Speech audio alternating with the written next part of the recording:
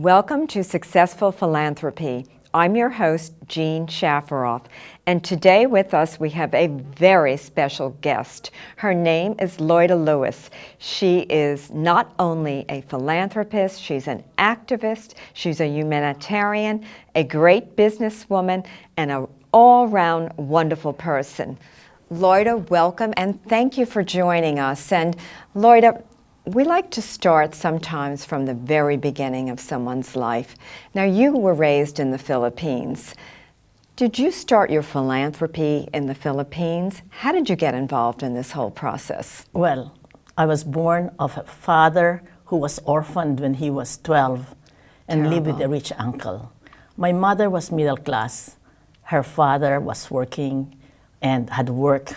So when they got married in the province of Sorsogon, my father always said, in order to be successful, you have to have faith in God. So from early on, my father would donate to the church.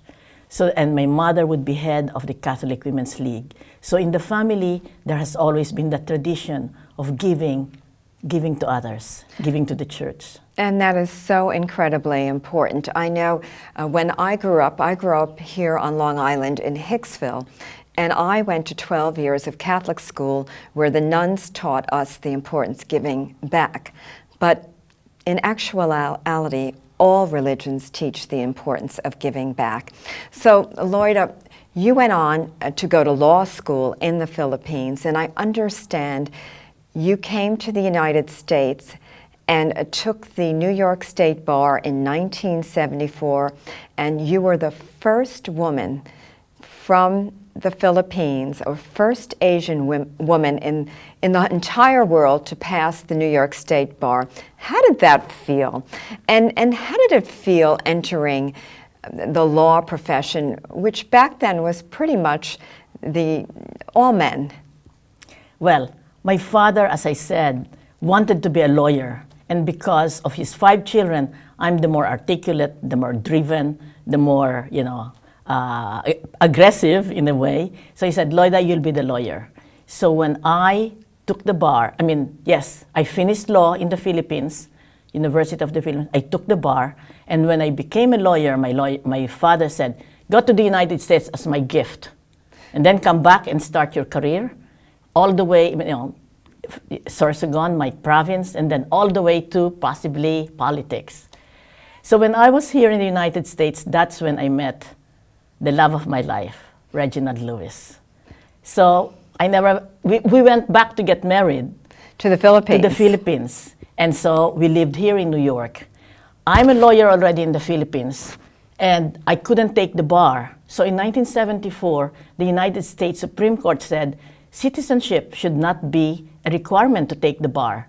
And because the University of the Philippines is accepted by New York State as equal to education in the United States, they allowed me to take the bar without studying in the United States. And by that time, we had already Leslie, our first daughter. And I said, I have to pass this the first time. So I studied. I exiled her to my mother-in-law in Baltimore. I studied 14 hours a day, and I passed. And were you a working mother all your life, or did you stop working, or with this tremendous degree of law, did you continue with a family? Yes, I was. When my daughter was born, I wanted to become a lawyer first in the government service. And so I applied, and they denied me. So I sued them for discrimination, and after 3 years, I won it. And they gave me 3 years back pay. So I've been a government lawyer of the Immigration and Naturalization Service, equivalent to 10 years, although I only worked for 7. So yes. I was a working mother. Now, you wrote a very important book on immigration. I believe you did this early on, and it's gone into its 10th printing, correct? 12th now. 12th, yes. Amazing. Can yes. you tell us a little bit about that book and how it's helped so many people? Well, because I was working in immigration, and then my husband bought Beatrice International Foods, leveraged buyout for $1 billion. At that time, it was the largest acquisition by an African American. So he did all the pages. And because we were going to live in Paris, since that's where the bulk of the business was, I had to quit. And so when I was in Paris, you can only do shopping, you can only do, learn French. So I said, what should I do? I have all this knowledge about immigration, so I wrote the book. Now, How to Get a Green Card, and it's on its 12th edition. That's how it happened. And is it easy to get a green card today? I don't think so. Well, with this president that we have now, he has stopped even those who have approval of green card, they're back in their country to get it from the American embassy. No green card are being given to anybody. Well, right now, let's get back to the interview because we're with Loida Lewis, and Loida Lewis is a resident here in East Hampton, New York, a fascinating woman, a very intelligent woman. She was married to Reginald Lewis, who passed away in 1993. Now, Reginald Lewis, for all of our watchers, he was one of the most important men ever because he was the first African-American man who actually ran and owned a billionaire company, Beatrice Foods. Now, I remember, I'm dating myself, but I was in graduate school of business at Columbia University getting my MBA, and I remember a case study on Beatrice Foods. So anyway, so tell us a little bit about your marriage to Reginald. Here you were from the Philippines. He was born in the United States? He's from Baltimore.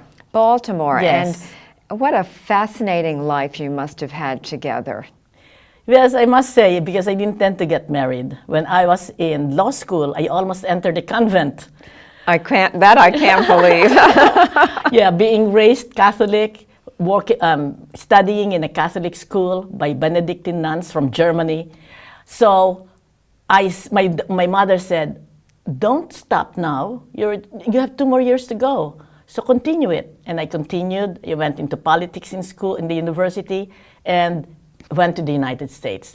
So while I was here in the United States, I said, what will I do? Why not work? So I did work. And my boss was a Harvard Law School graduate, a classmate of Reginald Lewis. So when I introduced him to my sister and they're going out on a date, my boss said, I'll fix you a blind date, double date, your sister and me, and you and my friend, my classmate. And that's how I met Reginald Lewis on a blind date. And did your sister get married to the man she was dating? She's still single. Oh, well. She never married. Some things are like that. Life happens. Absolutely. A lot of people today decide not to get married. But you got married to Reginald, and then you got very involved, besides work and raising your family, the two of you got very involved in philanthropy. Well, my husband, when he bought Beatrice International, had always, even when he was just a practicing lawyer, every Christmas, he would take out his checkbook, write $10 to Harvard Law School because he was accepted without ever applying, to his mother's church, and to the New York Christmas. I think they have something where you donate. Yes. So from my husband, he also had that spirit of giving, and from myself, the spirit of giving is something that you don't wait until you have money. The spirit of giving is within you, that because you have been, to those who have much is expected. Of course. So you share, and that's our life. Yes, and this goes back to successful philanthropy. And do you know that anyone can be a philanthropist? I say this in every show because I want everyone to hear it. If you don't have the money, you give your time and your knowledge. And that's very, very important. That's the spirit of giving, as Loida is telling us. Now, I want to point out one thing you just mentioned. Your husband got into Harvard Law School without ever applying. How did that happen? Well, in 1965, the civil rights movement was very, very, it was prevalent, meaning to say people were marching, have freedom rides to the South. So Harvard Law School said, what should we do? We cannot rally, but we can teach law. And so how can black and brown, basically African Americans, have a concept of what is law if we don't expose them. So they wrote to all the historically black colleges and universities, give us your top 10 students. 5. And so at that 1965 summer, my husband was one of them from Virginia State University. And he said, during these 8 weeks, I am just going to study so hard and work so hard and participate that they will say, I'm a good student for Harvard Law School. He was a great student. Yes. And look what your husband turned out to be. That's it. And that shows that when you give people opportunity, they can achieve. And whether you're of any background and say you grew up very, very underserved in a community where there's really not good education, we have to make opportunity available, our country. And I'm so glad that Harvard made, well, your husband at that point was a top student anyway, but they took a chance on your husband. And then he ended up running and owning a $1 billion company. I mean, this is an extraordinary story of success and of achievement. He achieved because he was given the opportunity to go to Harvard Law School. Harvard, I like you. Yes, actually, that's Harvard taught him how to achieve great wealth through acquisition of businesses. So in his mind, he will always buy. He was practicing law. He was having a good practice. We had a 3-bedroom house in East Hampton. He was driving a foreign car, Mercedes. So we had all the trappings of success. But for him, that's not enough. He wanted to buy a company. Because when you buy a business, the sky is the limit. That's right. And that company ended up being worth billions of dollars, correct? He bought it for borrowed money, leveraged buyout, they said, for $1 billion. 64 companies in 31 countries. Amazing. Yes. And that was back when? 1987, he bought it. But sadly, 5 years later, he died without finishing it. So I was totally devastated, and I really couldn't think right. But after 1 year, the business was failing. It's going to bankruptcy. And in my mind, he worked on this. Failure is not an option for me. Mm-hmm. And so I started interviewing CEOs to take over. First, all of them were asking for a lot of money. Secondly, they are all white, and it is an African-American company headed by right. And thirdly, nobody can assure me that they're going to be successful. And so if it fails, we're out, with an empty bag. So I said, I better take it over myself.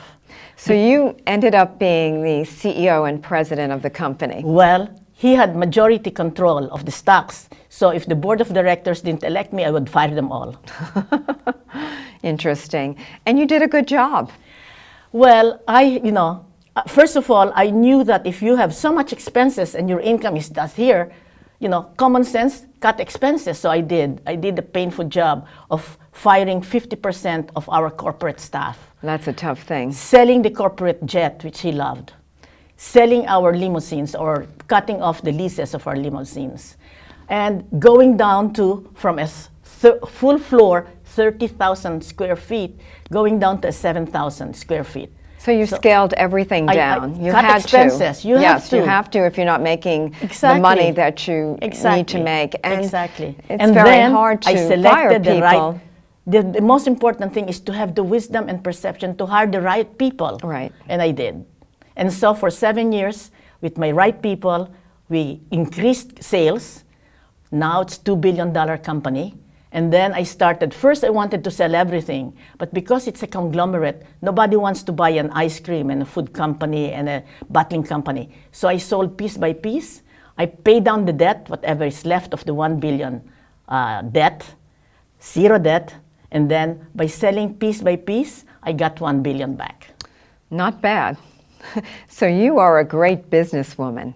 Not only are you an accomplished lawyer, you are a businesswoman, you are a philanthropist, you are an amazing person. You're a real success story. And I want to hear a little bit about your philanthropy because this show is all about philanthropy. And for those watching, philanthropy can be achievable for all. And of course, the super wealthy have a great obligation to get involved, to give back to community, But we all can be philanthropists. So tell me a little bit about the foundation you and your husband put together, and what was your focus?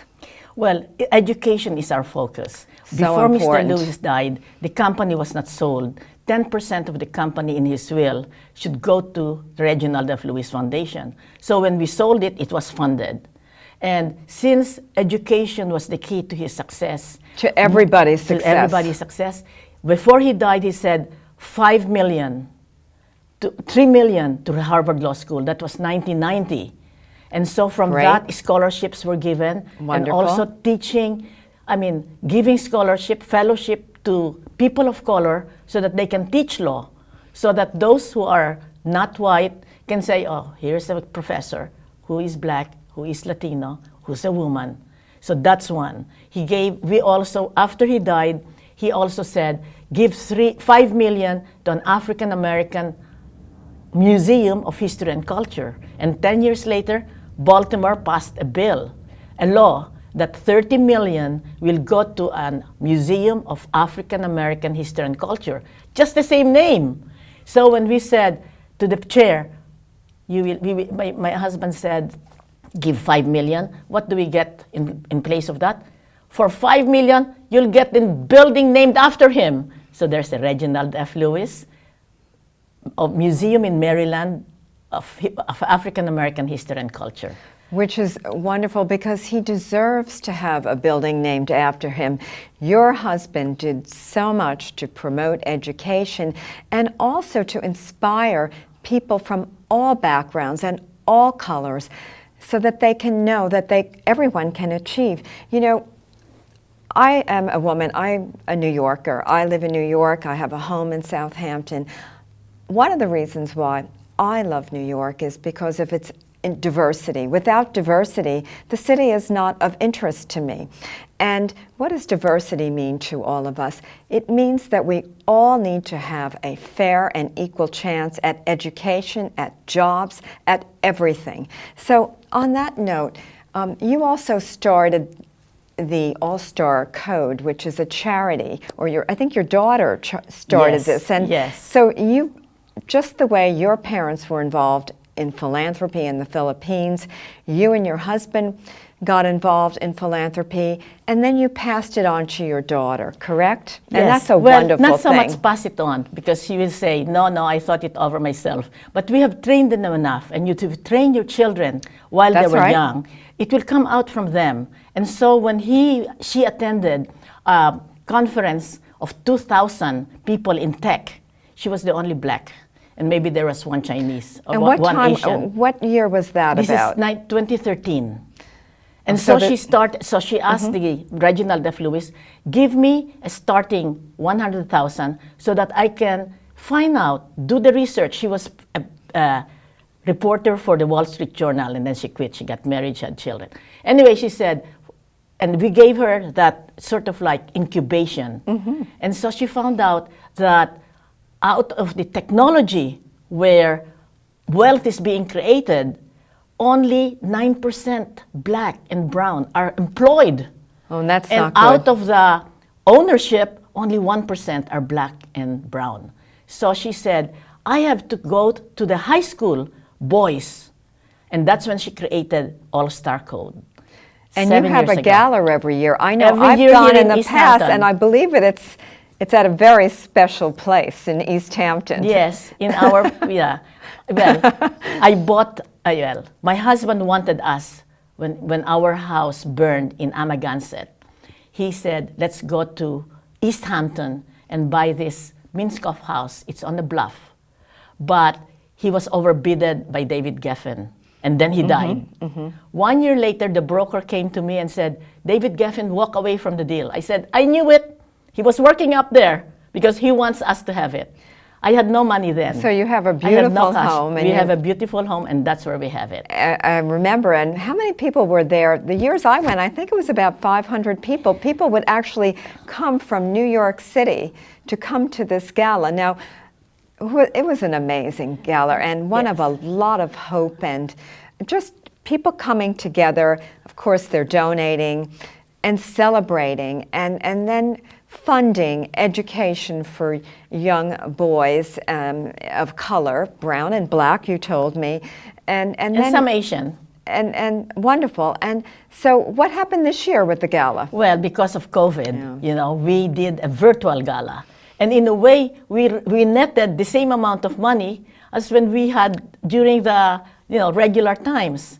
And so since then, around 750 young men of color, African American, Latino, have been trained in 6 weeks. They've been trained on how to do coding and all manner of technology. And some of them have graduated. They are now working in Google, working in Facebook, and many other, and earning good money, not flipping burgers. So I have a few questions. Say I'm not, but if I were a young man and I wanted to apply for this program, how do I do that? Where do I go? High school, not college, but high school. You have to apply by writing an application. Basically, you don't have to say, oh, I know how to code, I know computer. No, you may have no knowledge, but you have to answer difficult questions. Something like, how have you overcome any obstacle in your young life? What are your goals for success? Or what are your, how do you become successful? Things like that. So it's how you answer the question will be the temperament that you will be accepted. Because this year, we have around 1,000 applications. And how many were accepted? 160 seats. Yes, it's been known already. It's the 7th year. And so they're starting, now it's, I think, August. Yes, they have graduated. All on virtual. They did not have to go to school. And then part of this show is to talk about different charities, of course, the leaders of philanthropy. And Loida Lewis here with me is a great leader, a woman who's done so much. But how can we donate to this All-Star Code? Allstarcode.org. And for those who are saying, well, I'm not quite into education, my daughter, Loida Lewis, again, just started on her own an organization that got now around 300 black organizations, not for profit, for all manner, in one organization, in one click. It's Give Black, blck.org. And so if you're interested in culture, museum, education, whatever, go over there and you'll see 300 organizations, not for profit, that is all in one computer, in one technology. Well, I'm really very impressed with everything you have done, your husband has done, and now your daughter. And I love that you're giving people opportunity, because just the way you had opportunity, your husband had opportunity, even I feel I had opportunity. I grew up in a very middle-class family. My father was a school teacher, yet I ended up going to Columbia University as an undergraduate and getting a degree in physical therapy and then getting an MBA at Columbia. Someone created opportunity, and we must create opportunity for everyone in education. One last question. We have a few minutes left. What about the terrible racial divide that we have now? To me, a top priority is that we have racial justice in our country, and that everyone has a fair chance at education, everyone is treated fairly, and that everyone can get a job, and that no one is ever discriminated against because of their sex, their color. What about this, and how do you feel today? Well, systemic racism is in the history of the United States, and it has never really been taken out. And so for all people, especially people who are not black, you don't know, you have to study and know. And just even now, that somebody who killed 2 people because he's white, yes, the policeman is very concerned about his welfare, whereas somebody else who had committed something, bang, bang, bang, So there is something wrong in that mentality that because you're black, you're guilty. Whatever it is. Absolutely. Whether you're sleeping or whether you're selling cigarettes or whether you passed a $20 bill, you die. Okay? So this systemic racism here is in the surroundings. So each one of us have to understand, if you're walking in a black man's shoes or a black woman's shoes, how does that feel? And so we have to be conscious of that. And we for have that to show reason, compassion and compassion. understanding, Yes, and yes. we must, and I don't want to interrupt you, but we absolutely must always put ourselves in someone else's shoes to see how we would be and how we would react. And from there, then I think we will start understanding one another. We also have to socialize with one another. Don't you agree? Absolutely. You cannot understand somebody else if you don't want to talk to him or you don't want to understand. But really, the very basic thing is that we are all equal in the eyes of God. And therefore, how can you treat somebody badly just because of the color of his skin or just because he speaks with a foreign accent? So that's not right. And I agree with you. Can I get a plug? Yes. Okay. September 10, my husband's book, Why Should White Guys Have All the Fun? How Reginald Lewis Created a $1 billion Business Empire, is going to be on Audible. It's fabulous. Going to be, people are not reading now anymore, especially the young kids. And if you read it, you will be inspired because I have met so many people. I read your husband's book, I changed my life. I read your husband's book, I changed my career. One more time, the name of the book? The book, Why Should White Guys Have All the Fun? That's what he said when he was 6 years old. Thank you all for tuning in. This completes today's show, Successful Philanthropy, with a wonderful guest, Loida Lewis. I hope you enjoyed this, and I'll see you next week.